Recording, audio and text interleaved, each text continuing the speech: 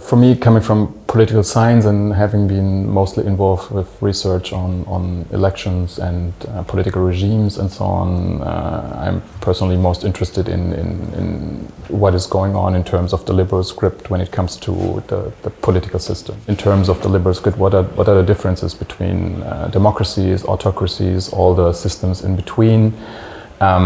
What has changed due to contestations, what maybe are contestations that are actually produced even by democracy, right?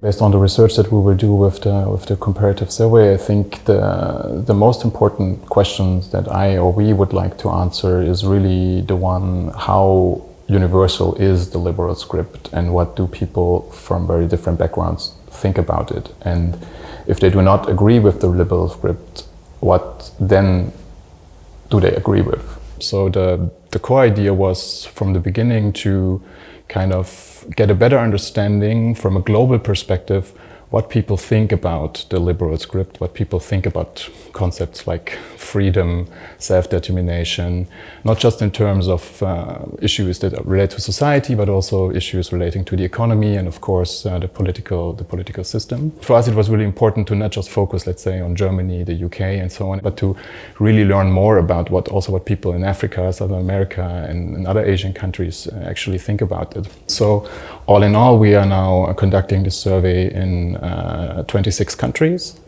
and it's done because the countries are, of course, very, very different. As researchers, we also want to try and explain something, so we will be looking for patterns, like, will differences between countries, for example, will they be decisive, or is it differences between, I don't know, men and women, or between different age cohorts? And the working definition we use for the liberal script in our survey is a very broad one, because the idea was to not assume that there is one single, very narrow kind of liberal script that exists all over the globe, but to accept quite differently that people will think very differently about this liberal script. I mean, in the end, we will have collected data of more than 50,000 people. And this, of course, then is a first step for other research that is done and will be done in the cluster that goes more into depth, that maybe has more kind of a qualitative approach.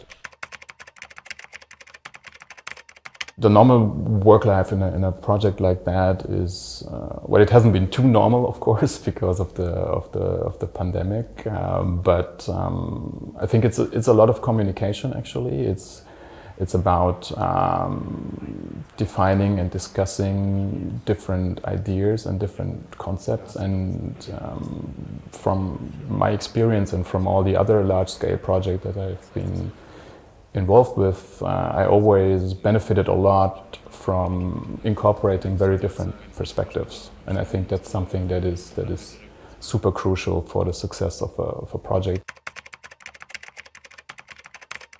I guess my basic motivation for academia is really simple. I want to know and understand things better, and doing research is a very good way to do so.